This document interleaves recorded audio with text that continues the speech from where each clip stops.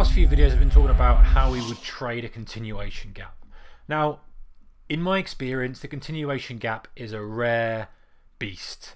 When it happens, the profits are generally good and the predictability is better. And again, this is just from my experience, not a recommendation, not advice, all that kind of stuff. However, when you've got a bigger gap, you tend to get more of a shift in supply demand.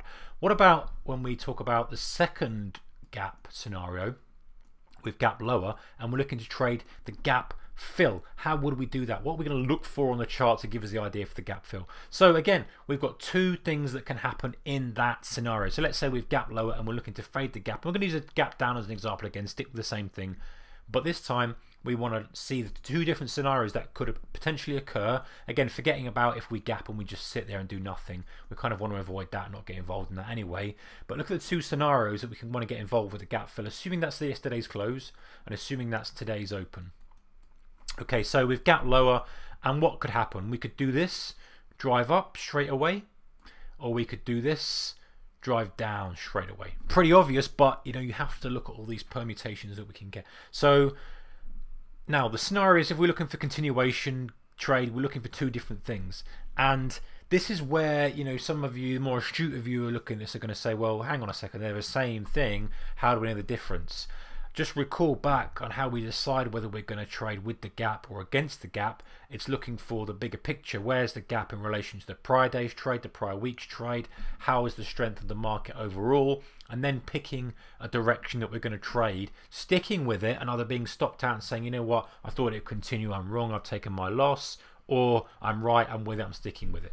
So in this instance, we've identified perhaps the gap isn't so big, perhaps it's still in the range, perhaps it's something to nothing, perhaps we've seen some overnight session push higher and we think it's some strength here, perhaps whatever reason it may be. What are we looking for?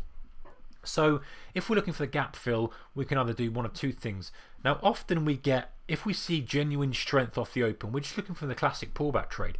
The very simply put, we're looking for strength off the open, as long as it's not too close to the gap and it's not giving us a decent, and it's still giving us a decent juice in the trade, then we can take it. Now obviously if the gap's here and it's pulled almost here and pulling back right by it, you know, you kind of want to be a little bit careful, because you know, it might just fall short and roll back over and you're going to be, you know, you're going to be caught out on that. So you want to see, number one, good strength on the drive from the gap. So in other words, it literally gaps open and then just rips off. It just supply demand, auction theory again, advertising for buyers. Buyers decide to step in, bang, massive demand coming in, goes up and pauses. And then we're looking at the classic flag patterns, the classic pullbacks, moving averages, timing those. We'll talk more on those in a later video. But that's kind of the thing we're looking for.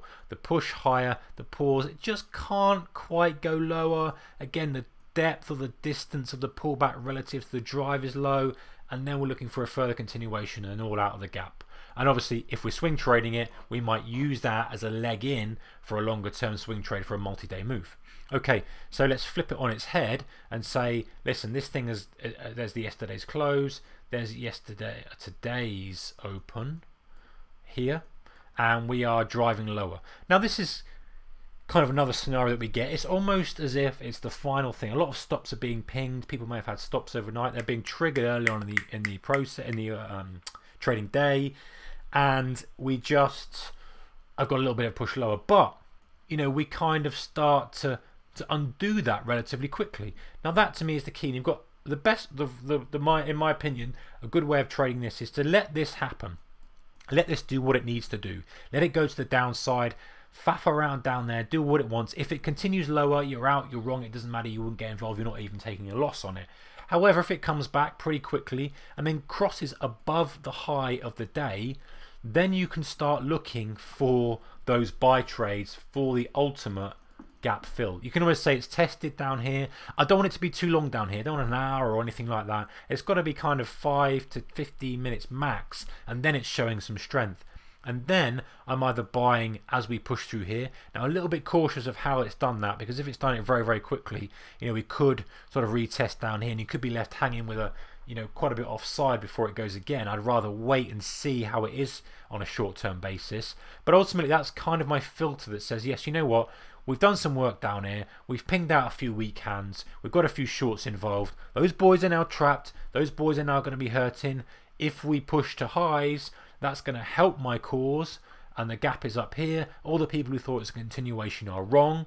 I'm on board now. I'm looking for the push higher. My ultimate target is the gap fill, or if I'm swing trading, use it as a leg in for a further 3 or 4 day move. But the point is, you want to see really that it crosses over the high before you flip your view to saying, yes, now I want to get involved in it. It's demonstrated some stuff, but now it's come back. There's pure demand in it. Let me now look for the long and capitalize on those people that are wrong, and just think that that was just a little stop hunting exercise. We're back in the game. Again, going back to the previous point, you would look back and your bigger picture just to confirm that and say, well, actually, we haven't gapped out below the low. Or if we have, we've faked out, we've pushed back up straight away, as in prior week's low.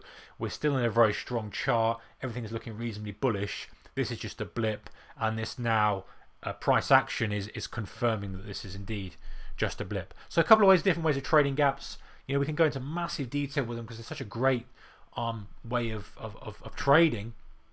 But just some kind of structure there to go off and find your own rabbit hole to go down and perhaps develop some strategies from there.